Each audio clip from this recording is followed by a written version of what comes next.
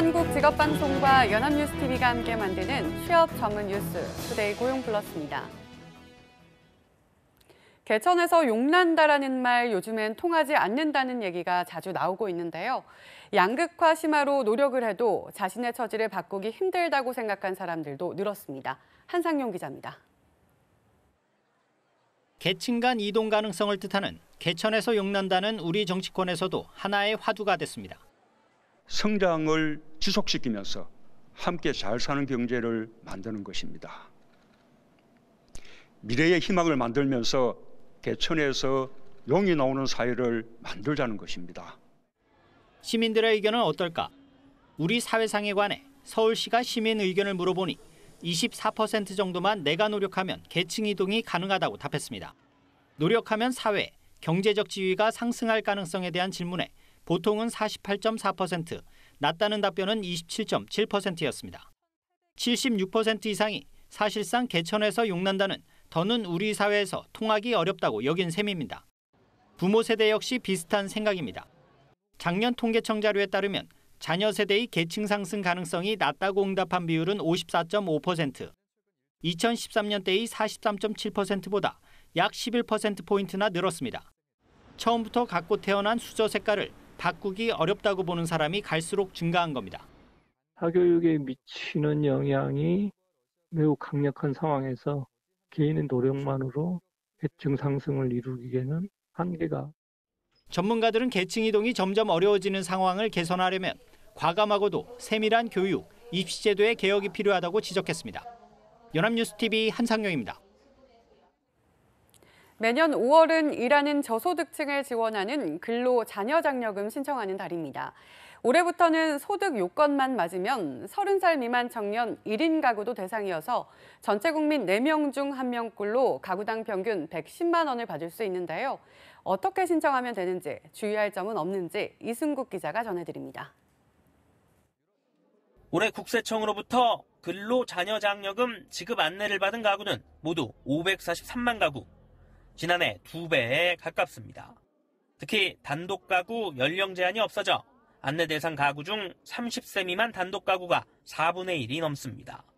근로장려금 대상은 연소득 기준 단독 가구는 2천만 원, 호벌이와 맞벌이 가구는 각각 3천만 원과 3,600만 원을 넘지 않아야 하고 자녀 장려금은 호벌이와 맞벌이 가구 모두 4천만 원 미만이어야 합니다. 다만 가구원 재산의 합이 2억 원이 넘으면 지원을 받을 수 없습니다.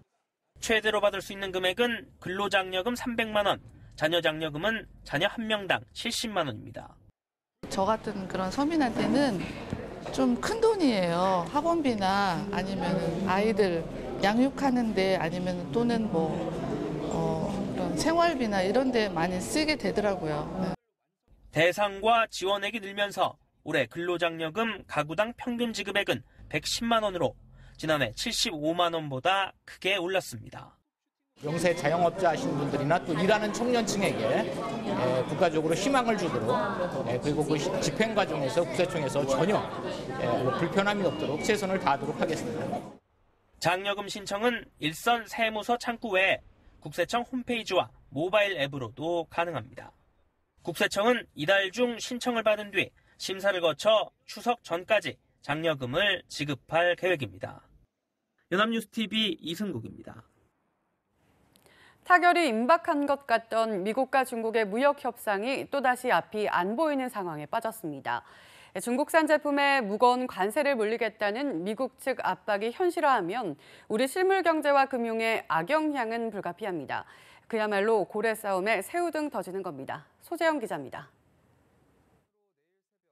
도널드 트럼프 미국 대통령의 트윗 하나가 다시 우리 경제를 긴장시키고 있습니다. 미중 무역 협상에 좀처럼 속도가 나지 않자 중국산 제품들에 부과되는 관세를 10%에서 25%로 올리고 그 규모도 확대하겠다고 밝힌 겁니다. 수출이 5달 내리 줄고 생산은 위축된 상황에서 우리 실물 경제도 불안이 커질 수 있다는 분석이 나옵니다.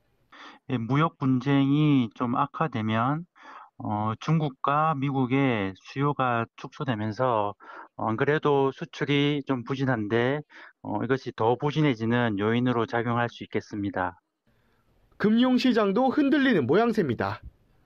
연휴 뒤 첫 증시에서 코스피 지수는 1% 가까운 낙폭을 기록했고 원달러 환율은 역시 장중에 연중 최고점을 찍은 뒤 다시 떨어지는 불안한 모습이었습니다. 지난달 외환 보유액이 소폭 줄긴 했지만 4천억 달러가 넘고 국가부도 위험을 나타내는 CDS 프리미엄도 0.01%포인트 상승하는 데 그쳤다지만 실물 경제와 금융의 불안 가능성에 정부와 금융당국도 긴장하고 있습니다. 미중 무역 협상의 경우 그 상황 전개에 따라 세계 경제 하방 리스크와 국제 금융시장 변동성의 요인으로 작용할 수 있는 만큼 경계감을 갖고 예의주시할 필요성이 있겠습니다. 한국은행도 이주열 총재 주재로 금융경제 상황 점검 회의를 열고 필요시 안정화 조치를 적기에 취할 것이라고 밝혔습니다. 연합뉴스TV 소재형입니다. 중국에서 치사율 100% 아프리카 돼지열병이 확산하면서 그 여파가 우리 식탁에까지 미치고 있습니다. 중국이 부족한 돼지고기를 수입하자 국제 돼지고기 값이 급등해 삼겹살이 금겹살이 된 겁니다. 여기에 닭고기, 소고기 같은 대체품 가격까지 오르기 시작했거나 오를 전망입니다. 이진우 기자입니다. 서울의 한 대형마트. 돼지고기 수요가 느는 행락철인데 몇 주 새 고기값이 크게 올라 소비자들의 고심이 커지고 있습니다. 왼쪽이 호주산 소고기고요. 오른쪽이 국내산 돼지고기입니다. 가격을 비교해보니 왼쪽이 100g당 2,780원, 오른쪽은 100g당 3,380원으로 돼지고기가 소고기보다 더 비싼 상황입니다. 3일 기준 돼지고기 킬로그램당 평균 도매 가격은 4,690원. 2월보다 1,500원 넘게 올랐습니다. 직접적인 가격 급등 이유는 세계 돼지고기 소비 절반을 차지하는 중국의 아프리카 돼지열병입니다. 병에 걸린 돼지의 대대적인 살처분으로 돼지고기 공급이 달리자 중국이 수입을 늘리면서 국제 가격이 오르고 이게 다시 국내 돼지고기 가격을 끌어올린 겁니다. 대체재인 닭고기나 수입 소고기로 소비가 몰리면서 이들 가격도 덩달아 오를 가능성도 있습니다. 닭고기 도매 가격은 올해 들어 1kg에 2,000원대를 유지하더니 이달 들어 이미 3,000원대로 올랐습니다. 2분기에는 현재보다 약 한 20% 정도 상승할 것으로 예상을 하고 있거든요. 대체재인 닭고기나 수입 쇠고기 수요가 늘으면서 변동성이 확대될 수도 있습니다. 삼겹살 가격이 오르면서 서민들 고심이 커지는 가운데 당국의 촘촘한 방역이 어느 때보다 절실한 상황입니다. 연합뉴스TV 이진우입니다. 정부가 경기도 고양 창릉과 부천 대장 지역을 3기 신도시 예정지로 추가 선정했습니다. 이를 포함해 11만 가구의 입지를 결정했는데요. 이로써 총 30만 가구의 3기 신도시 건설 계획이 확정됐습니다. 이재욱 기자입니다. 서울과 직선거리로 1km 이내에 있는 고양 창릉. 현재는 비닐하우스가 즐비하지만 앞으로는 자족 기능을 갖춘 신도시로 탈바꿈합니다. 이곳은 3기 신도시가 들어설 경기도 고양시 창릉지구입니다. 이곳과 부천 대장지구 등 두 곳에 모두 5만 8천 가구가 공급될 예정입니다. 앞서 발표한 경기도 남양주 왕숙, 하남 교산, 인천 계양 등 3기 신도시 예정지와 마찬가지로 새로 지정된 곳들은 서울 접근성이 우수합니다. 먼저 서울 도심권에 30분 내 접근이 가능한 도시입니다. 고양 창릉은 서울로부터 1km 이내에 위치하고 부천 대장은 서울과 연접해 있는 등 서울 접근성이 양호한 곳입니다. 또한 수도권의 중소규모 택지 26곳을 개발해 5만 2천 가구를 공급합니다. 이 가운데 서울에 짓는 주택은 1만 가구인데 사당역과 창동역 인근 등의 택지, 군 유휴부지 등을 활용합니다. 나머지 4만 2천 가구는 경기도 지역에 들어섭니다. 이번에 입지가 결정된 주택은 11만 가구로 이를 포함해 총 30만 가구의 3기 신도시 건설 계획이 확정된 겁니다. 내년부터 순차적으로 분양에 들어가 입주를 시작하는데 신도시 예정지 주민들의 반응은 엇갈립니다. 빨리 개발이 되면 좋은 쪽으로 가는 거지. 이게 개발이 돼야만 나도 좀 편하게 살 수 있고. 저희 입장에서는 생계가 있는 문제이고 하니까 여기서 계속 했으면 좋겠습니다. 정부는 투기 차단을 위해 이번에 추가로 선정한 신도시 예정지를 토지거래 허가구역으로 지정했습니다. 또한 관계기관과 합동투기 단속반도 운영하겠다고 밝혔습니다. 연합뉴스TV 이재욱입니다. 정부가 3기 신도시 건설 지역을 추가로 발표했지만 앞서 선정된 예정지 일부 주민들의 반발은 여전합니다. 정부의 이주 대책이 부실하다는 건데 신도시 건설이 첫 삽을 뜨기 전부터 진통을 겪고 있습니다. 김지수 기자입니다. 정부가 3기 신도시 예정지로 고양 창릉지구와 부천 대장지구를 추가 선정했습니다.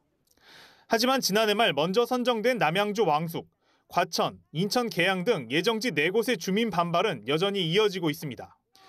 지난 3월에는 청와대 앞에서 반대 집회를 개최했고 지난달 말 예정됐던 주민 설명회도 모두 무산되거나 미뤄진 상황. 신도시 개발로 그린벨트가 해제될 경우 대책 없이 쫓겨날 수 있다는 불안감이 주민들 사이에 퍼져 있습니다. 화장실도 못 짓고 살면서 48년을 살아왔는데 저평가된 토지 가격을 가지고 보상을 받다 보면 집을 어디 가서 구할 수도 없고. 인근 지역 땅값이 이미 치솟은 상황에서 정부 측이 마땅한 재정착 방안을 내놓지 않고 있다고 반발합니다. 발표한 지가 벌써 5달 이상 지나갔는데 강제로 수용하는데 거기에 대해서 양도소득세를 다 받는다. 이런 것도 좀 문제가 있는 것 같기도 하고요. 땅을 갖고 있는 분들이 대부분 나이 드신 분들인데 또 세금 왕창 물어야 되고.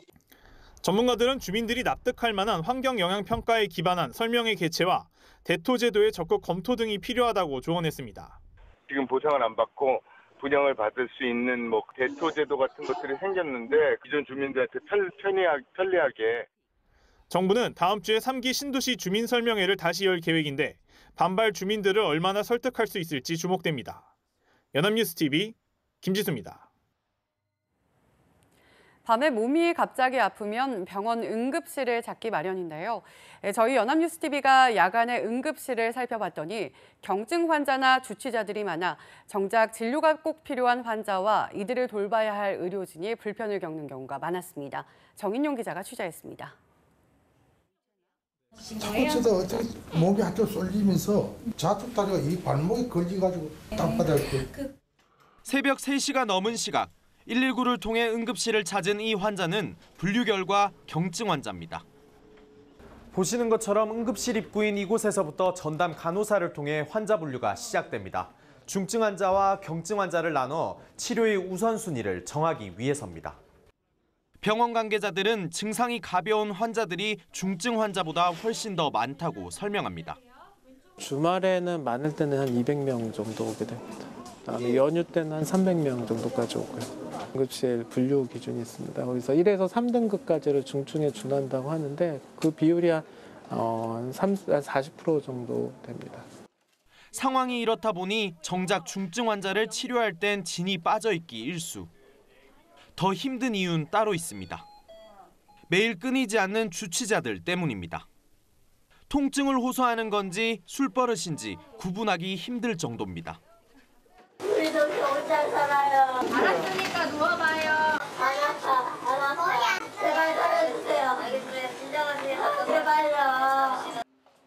치료 거부에 난동까지 피우다 격리되기도 합니다.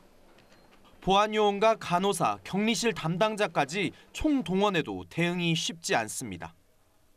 술을 많이 드시다가 보니까 다른 사람한테 욕을 하거나 좀 폭력적인 그런 부분이 있거든요. 언어폭력이나 폭력적인 어떤 물리적으로 막 행사할 때는 저희도 사실 두려워요. 소리 지르고 하니까 옆 환자한테도 민폐가 되고 그러니까 이제 같이 동요되는 느낌? 그러니까 통제하는 게 조금 힘들어요. 이런 환자들로 몸은 지쳐가지만 버틸 수 있는 힘도 결국 환자로부터 찾게 됩니다. 환자분들께서 제가 하는 사소한 행동들 수고 많으셨다, 그리고 듣기까지 고생하신다, 고맙다 그런 말씀 들을 때마다 좀 보람을 가장 많이 느끼는 것 같습니다. 연합뉴스TV 정인용입니다.